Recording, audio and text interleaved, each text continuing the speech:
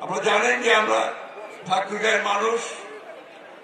আমি আপনাদের প্রতি আমার কৃতজ্ঞতা জানাতে চাই, আমার ঋণ কথা আমি আপনাদের জানাতে চাই যে আপনারা আমাকে বরাবরই সমর্থন দিয়ে এসেছেন এবং সমর্থন দিয়ে আপনারা আমাকে আমি যে জায়গায় আজকে এসেছি সেই জায়গায় আসার সুযোগ করে দিয়েছেন। তো আপনাদের ঋণ আমি কোনোদিন শোধ করতে পারবো না। আপনারা শুনে নিশ্চয়ই ইতিমধ্যে শুনেছেন জামান সাহেব যে কথা বললেন, ইতিমধ্যে মেডিকেল কলেজের যে জায়গা এবং মেডিকেল কলেজ স্থাপনের জন্য প্রাথমিক যে কার্যক্রম শুরু করার জন্য একটা টিম এখানে এসে গেছে। আপনাদের অবগতির জন্য জানাচ্ছি যে বিশ্ববিদ্যালয় স্থাপনের জন্য ইতিমধ্যে কার্যক্রম শুরু হবে খুব শীঘ্রই।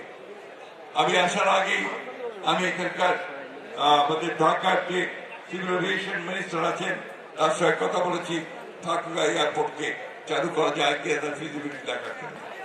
আমরা ইপিজেড তৈরি করার কথা বলেছিলাম, সেই লক্ষ্যে আমরা কাজ শুরু করেছি। আমাদের কিন্তু এখনো 15 দিনও পার হয়নি।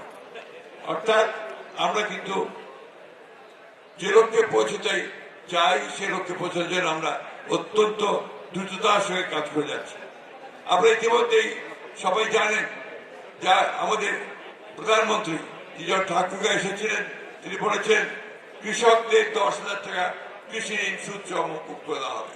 তিনি কৃষকদের 10,000 টাকার কৃষি ঋণ সুদ সহ মকুব করে দেওয়া হয়েছে। গতবারই সেটা আপনার পাশ করা হয়েছে। সুতরাং আমরা যে কথাগুলো বলেছিলাম সেই কথাগুলো বাস্তবায়িত করবার লক্ষ্যে আমরা দ্রুততার সঙ্গে এগিয়ে যাচ্ছি। আমাদের সবসময় মনে রাখতে হবে যে আমরা একটা অভ্যুত্থানের মধ্য দিয়ে, আমরা অনেক রক্তপাতের মধ্য দিয়ে আমরা একটা নতুন বাংলাদেশ সৃষ্টি করবার প্রত্যয় নিয়ে আজকে এগিয়ে চলেছি। আমাদের নেতা জনাব তারেক রহমান আমাদের সেই নেতৃত্ব দিচ্ছেন। আমি এই ইফতারের আগে বেশি কথা বলতে চাই না, শুধু এইটুকু বলতে চাই যে আজকে বর্ণ গোত্র ধর্ম সব কিছুকে একত্রে করে সকলকে সঙ্গে নিয়ে জাতীয় ঐক্য সৃষ্টি করে আমাদেরকে আমাদের জাতি গঠনের ক্ষেত্রে এগিয়ে যেতে হবে। আমরা কোনোদিনই হার মানিনি, আমরা হার মানব না। আমরা 1971 সালে আমাদের স্বাধীনতার যে চেতনা, 90-এর যে চেতনা এবং 52-র যে চেতনা এবং সবশেষে আমাদের জুলাই যুদ্ধের যে চেতনা, সেই চেতনাকে ধারণ করে আমরা আমাদের জাতি গঠনে সামনের দিকে এগিয়ে যাব।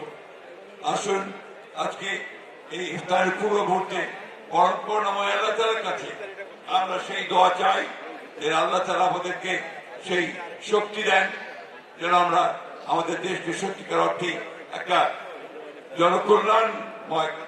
জনকল্যাণকর একটা রাষ্ট্রে পরিণত করতে পারি, সব মানুষের মুখে হাসি ফোটাতে পারি। এই প্রত্যয় নিয়ে আসুন আমরা আমাদের সামনের দিকে এগিয়ে যাই। আপনাদের সকলকে অনেক ধন্যবাদ। আমাদের জামান সাহেবকে তার সমস্ত কর্মী বাহিনীকে আন্তরিকভাবে ধন্যবাদ যে তারা আমাদের এই অঞ্চলে মানুষের যে দারিদ্রতাকে দূর করবার জন্য, তার জীবনযাত্রা মান উন্নত করবার জন্য